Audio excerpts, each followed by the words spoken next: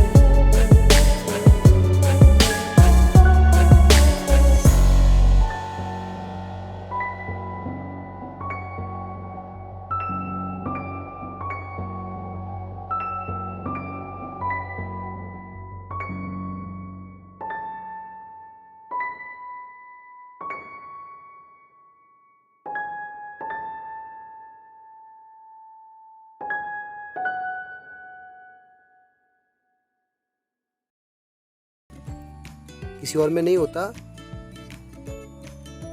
बिल्कुल गलत है। देखिए, जब आप गीले कपड़ों को जब आप बाहर से भीग के आते हैं तो जब आप चूल्हे के पास बैठते हैं तो गर्म कपड़े में से भाप ऊपर उड़ने लग जाता है, देखा होगा आपने। तो आपका गीली पैंट जो है सूख जाती है।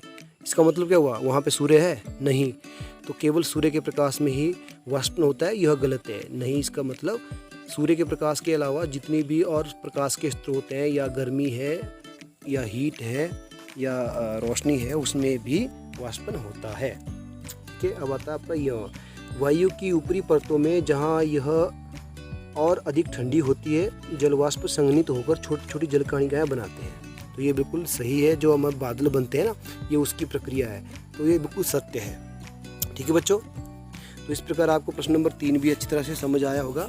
चलिए आगे बढ़ते हैं प्रश्न नंबर 4 की तरफ। अब ध्यान से समझना आपने। प्रश्न नंबर 4 क्या बोलता है, मान लीजिए कि आप अपने स्कूल यूनिफॉर्म को वर्षा वाले दिन शीघ्र सुखाना चाहते हैं, ठीक है, और इसे किसी अंगीठी या हीटर के पास फैलाने पर इस कार्य में सहायता मिलेगी? यदि हाँ तो कैसे? अभी मैंने जस्ट आपको एग्जांपल दिया, 1 मिनट पहले ऊपर बताया मैंने। तो देखिए, मान लीजिए किसी वर्षा वाले दिन, यानी वर्षा वाले दिन मतलब जिस दिन सूर्य नहीं होगा, मतलब होगा तो होगा पर दिखाई नहीं देगा, बादलों के पीछे छिपा होगा, यानी सूर्य की गर्मी नहीं होगी, कहने का मतलब ये है। तो वर्षा भी लगी हुई है, तो आप कपड़ों अपनी यूनिफॉर्म को कैसे सुखाओगे? इन्होंने लिखा है कि अगर आप अंगीठी के सामने, हीटर के सामने रखते हो तो क्या वो जल्दी सूखेगी? अगर सूखेगी तो क्यों, कैसे?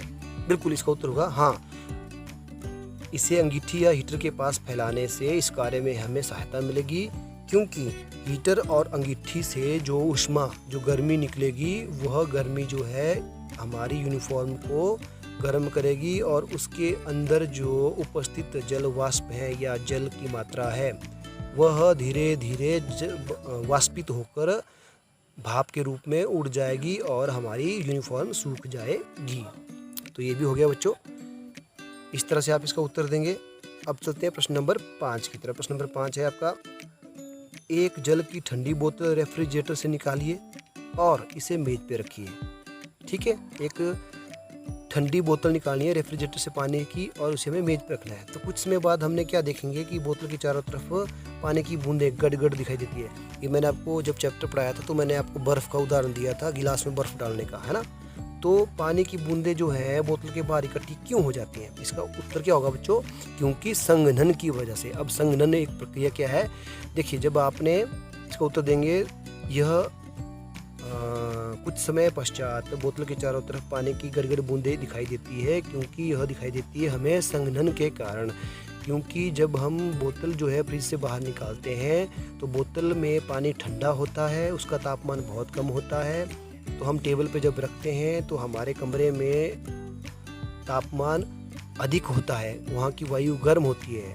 तो क्या होता है कि वहाँ की वायु गर्म होती है और गर्म वायु हमेशा ऊपर की ओर उठती है। तो ठंडी जो बोतल है वहाँ उस स्थान की गर्म वायु क्या होगी, वह जैसे ही बोतल से टकराएगी तो बोतल के बाहरी आवरण में जैसे वो गर्म हवा टकराएगी वो ठंडी होकर पानी की बूंदों के रूप में बोतल के बाहर इकट्ठी हो जाती है। तो इसलिए संघनन के कारण उस बोतल के बाहर पानी इकट्ठा हुआ दिखाई देता है।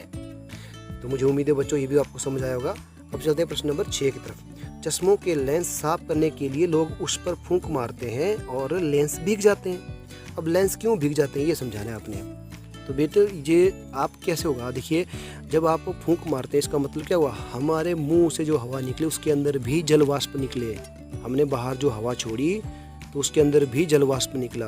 तो हमने क्या किया, चश्मे के लेंस को हमने साफ करने के लिए मुंह से फूंक मारी, तो फूंक में हमारे मुंह से जल वाष्प निकला जो कि चश्मे के सतह पर, लेंस की सतह पर चिपक जाता है। फिर थोड़ी देर बाद वह हमें कपड़े से साफ करना पड़ता है या अपने आप थोड़ी देर बाद वह गर्मी के कारण वह भाप उड़ जाता है और वो चश्मा साफ हो जाता है। ठीक है, तो इस प्रकार ये भी आपको प्रश्न हो गया बच्चों। अब प्रश्न नंबर 7, बादल कैसे बनते हैं? बिल्कुल अच्छी तरह से मैंने आपको इस चैप्टर में समझाया हुआ है। तो बादलों का निर्माण कैसे होगा, आप क्या लिखोगे, सूर्य के प्रकाश के कारण पानी के विभिन्न स्रोतों जैसे नदी, तालाब, कुएं, बावड़ी, महासागर, समुद्र आदि से जल की ऊपरी सतह गर्म हो जाती है, जिसके कारण वहाँ का पानी धीरे धीरे भाप बनकर ऊपर की ओर उड़ने लगता है। जब हम जानते हैं आसमान के बहुत ऊपर जो है तापमान कम होता है, हवा वहाँ पे ठंडी होने जाती है। तो ऊपर की हवा जब ठंडी होती है तो जो गर्म भाप नीचे से उड़ रहा होता है वह ऊपर इकट्ठा होने लगता है और छोटी छोटी जल कणिकाओं के रूप में लेने लगता है। तो इन छोटी छोटी जली कणिकाओं से जो इकट्ठा होता है उसी को हम बादल बोलते हैं। यानी ये छोटी छोटी जली कणिकाएँ ही बादल का निर्माण करती हैं। तो इस प्रकार बादल बनते हैं। ठीक है बच्चों, तो ये भी आप समझ गए। अब इस चैप्टर का 8वां प्रश्न यानी अंतिम प्रश्न है, सूखा कब पड़ता है? बहुत ही आसान। अब आप बताएंगे सूखा कब पड़ता है? शाबाश, कोशिश करें। वेरी गुड, बहुत अच्छे बच्चों, बहुत आसान है। सूखा कब पड़ता है? जब 1 वर्ष या 1 वर्ष से अधिक समय तक बारिश ना हो, वर्षा ना हो, तो उस इलाके में पानी की कमी हो जाती है और सूखा पड़ जाता है या सूखा आ जाता है। उस स्थिति को हम सूखा कहते हैं। चलिए, तो ये प्रश्न हो गए बच्चों।